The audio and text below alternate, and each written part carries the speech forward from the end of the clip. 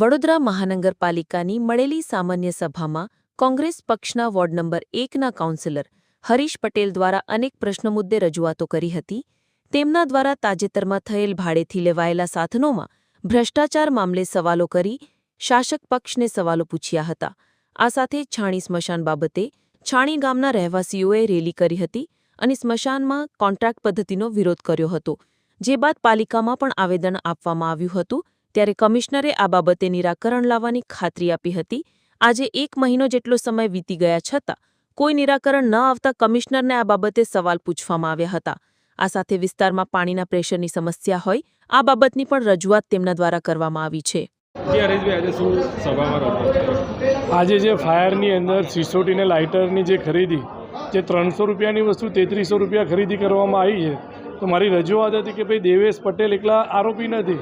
દેવેશ પટેલ ભાવ નક્કી કર્યા પછી ટેન્ડર કમિટીમાં જાય છે, સ્ટેન્ડિંગમાં જાય છે, કમિશનર સાહેબ પાસે જાય છે. તો આટલી બધી જગ્યાએથી સીટી સ્કેન જેવી રીતે દરેક જગ્યાએથી ભાવ નક્કી કરવા માટે જાય છે. તો આટલી મોટી વસ્તુ કોઈને ખબર ના પડી, એટલે દરેક જે જગ્યાએ જ્યાં પ્રોસિજર પસાર થાય છે દરેક લોકો આની અંદર ઇન્વોલ્વ છે. દરેક લોકો પર એની એક્શન લેવી પડે. એની સાથે છાણીની વિસ્તારના લોકોએ છાણી સ્મશાનના પ્રાઇવેટાઇઝેશનનો વિરોધ કર્યો હતો. છાણી ગામ બંધ રાખ્યું હતું. કમિશનર સાહેબે 15 દિવસમાં પ્રોમિસ આપી હતી કે કોઈ નિર્ણય કરવામાં આવશે. એના વિશે પૂછવામાં આવ્યું તો એમને એવું કીધું છે કે હજુ વાતચીત ચાલે છે. પણ સ્મશાનની બાબતે ગઈકાલે કમિશનર સાહેબે 31 સ્મશાનની અંદર અલગ અલગ અધિકારીઓની નિમણૂક કરી છે. તો પ્રાઇવેટાઇઝેશન કરવાની જરૂર જ શું છે? કોર્પોરેશન જ હેન્ડલિંગ કરી શકે એવું છે. તો તમે જે નિમણૂક કરી છે એની અંદર એવું લાગે છે ખાલી કોન્ટ્રાક્ટરે સિક્યુરિટીવાળાની જ ભરતી કરવાની જરૂર છે, એના સિવાય તમામ કામ તો કોર્પોરેશન કરે. એટલી બધી ભરતી કરી તો શું તમે પ્રાઇવેટ કોન્ટ્રાક્ટરને ફાયદો કરવા માટે આ કોન્ટ્રાક્ટ કર્યો છે? એના સિવાય અમારું વોર્ડ નંબર 1ની અંદર નિઝામપુરા છે, TP 13 છે.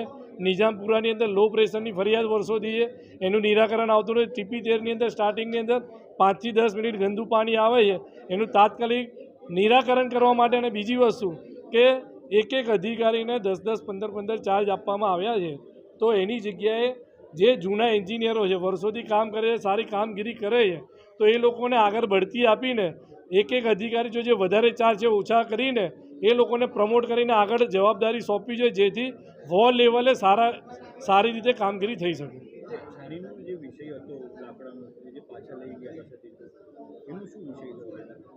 એ તો પાછા લઈ ગયા, પણ છાણી ગામ એક દાનવીરોનું ગામ છે. એ જેટલા લાકડા લઈ ગયા છે એનાથી વધારે છાણીના લોકો સ્મશાનમાં લાકડાનું દાન કરવાનું ચાલુ કર્યું છે. આજની તારીખમાં પણ તમે જો છાણીના લોકોએ 40,000 થી 50,000 કિલો લાકડાનું દાન ઓલરેડી કરી દીધું છે. એટલે અત્યારે મેં કમિશનર સાહેબને કીધું છે દરેક સ્મશાનમાં એક કોઈ નંબર એવો લખો કે કોઈને દાન કરવું હોય તો એ દાનનું જે તે અધિકારીને ઇન્ફોર્મ કરી શકે, જેથી કોન્ટ્રાક્ટર પાસે એના પૈસા દાનમાં વસ્તુ આપેલો એના પૈસા જાય નહીં. અત્યારે તો કોર્પોરેશન કરે છે, પણ જેને દાન કરવું છે એને કંઈ કોઈની મંજૂરી લેવાની જરૂર નથી. આજે તમે છાણી સ્મશાનમાં જશો તો 40,000 થી 50,000 કિલો લાકડા છાણીના લોકોએ ઓલરેડી દાન કરી દીધા છે અને ટૂંક સમયમાં કીટનું પણ દાન કરવાના છે. એવી મારે એમની સાથે વાતચીત થઈ છે.